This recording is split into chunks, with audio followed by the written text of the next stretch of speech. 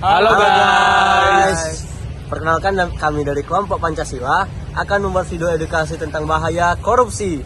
Jangan lupa nonton video kami sampai habis dan juga pahami isinya guys. Jangan lupa like guys. Stay tune ya. Stay tune. Dadah. Perkenalkan, nama saya Dava Noval Marif dengan NPM B1A025115. Nama aku Nabila Ananda Putri dengan NPM B1A 025083. Halo guys. Saya Jody Alvino Dibola dengan NPM B1A 025120. Halo geng, perkenalkan nama saya Dava Cira Putra dengan NPM B1A 025110. Halo guys, saya Hanif Habib dengan NPM B1A 025082. Kalian sadar nggak sih kalau akhir-akhir ini topik korupsi itu sering banget dibahas, bahkan di kampus pun sering jadi materi tugas. Iya, soalnya korupsi itu memang masalah besar yang membuat kesejahteraan masyarakat terganggu. Akan tapi banyaknya masyarakat tidak sadar akan dampak buruk dari korupsi tersebut. Jadi kalau dari sisi hukum, korupsi itu perbuatan yang melanggar hukum.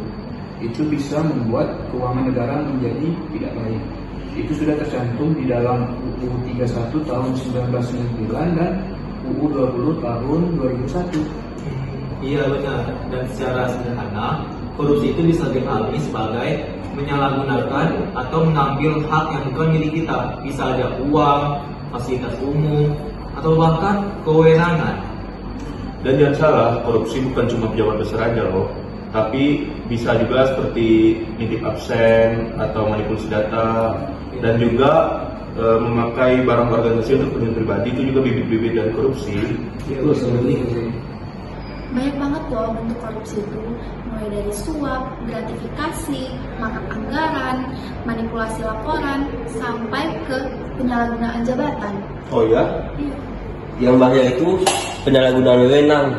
Misalnya, seorang pejabat mempunyai jabatan lebih dalam instansi tersebut. Akan tapi, ia menggunakan jabatannya untuk keuntungannya pribadi. Dan biasanya korupsi itu muncul karena adanya peluang, tekanan, dan pembenaran. Itu sama halnya seperti fraud triangle.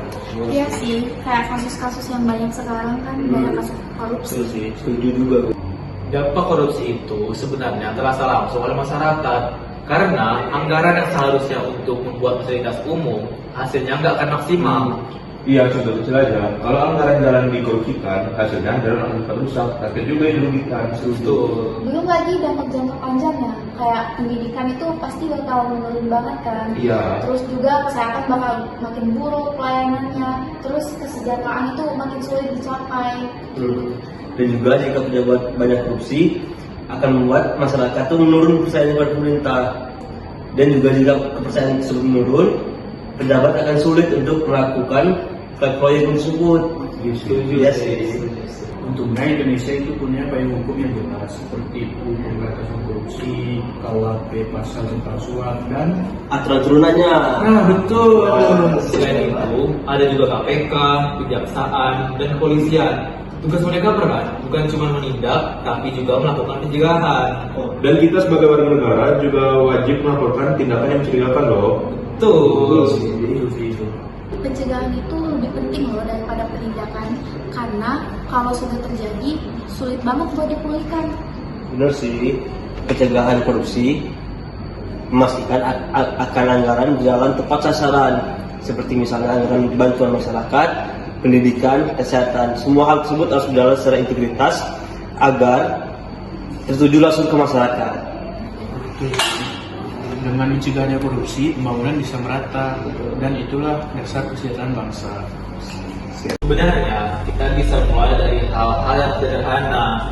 Contohnya untuk berlaku jujur, nggak titip absen, dan nggak memanipulasi laporan kegiatan. Benar, integritas itu harus dimulai dari diri kita sendiri. Kalau kita terbiasa dengan habit curang, nanti akan terbawa sampai ke dunia kerja. Iya, kita juga perlu loh transparansi dalam pengelolaan keuangan organisasi maupun kelompok. seperti bikin nota setiap pemasukan dan pengeluaran. Ya sih, itu perlu. Jujur. Selain itu, budaya lapor harus juga dibangun.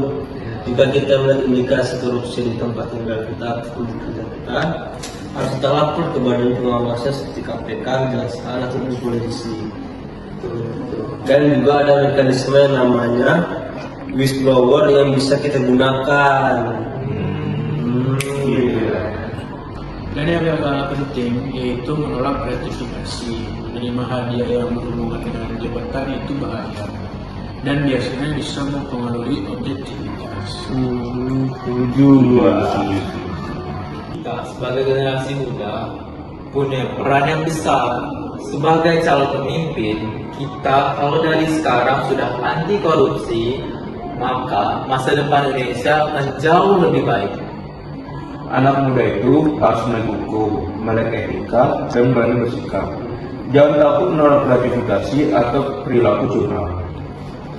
Iya betul. Dan jangan lupa keteladanan itu dimulai dari diri kita sendiri. Kalau kita mau negara kita bebas dari korupsi, maka kita mulai dari lingkungan kecil. Setuju. Mencegah korupsi berarti memperjuangkan kesejahteraan masyarakat. Setiap rupiah yang kita selamatkan dari korupsi akan kembali lagi ke masyarakat demi terwujudnya masyarakat yang adil makmur sentosa. Dan kita harus menciptakan pendidikan yang lebih baik, kesehatan yang lebih layak, dan infrastruktur yang lebih kuat. Itu semua bisa terwujud jika korupsi Dan perubahan yang besar dimulai dari langkah yang kecil. Mulai dari kita, dari sekarang, dari tindakan paling sederhana. Untuk Indonesia yang lebih bersih, lebih jujur, Dan lebih sejahtera. Sekian dari kelompok kami, guys. Jika ada salah kata, salah pengucapan, kami mohon maaf karena kesempurnaan milik Tuhan, kesalahan milik iblis, karenanya korbannya sekali lagi yakin usaha sampai. Dan jangan lupa like, subscribe, Dadah.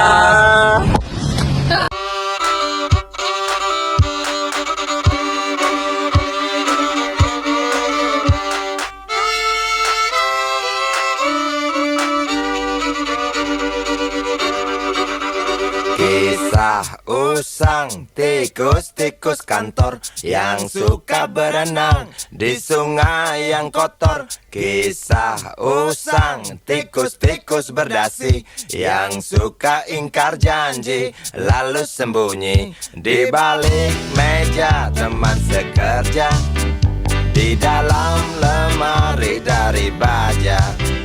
Kucing datang, cepat ganti muka, segera menjelma, bagai tak tercela. Masa bodoh, hilang harga diri, asal tak terbukti, tentu sikat lagi.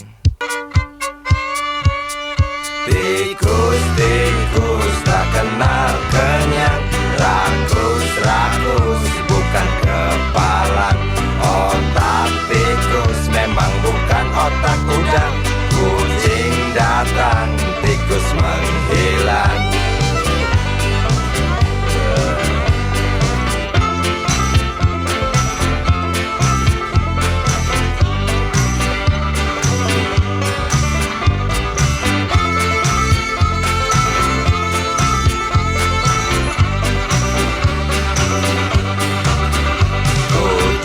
Kucing yang kerjanya molor, tak ingat tikus kantor, datang menteror.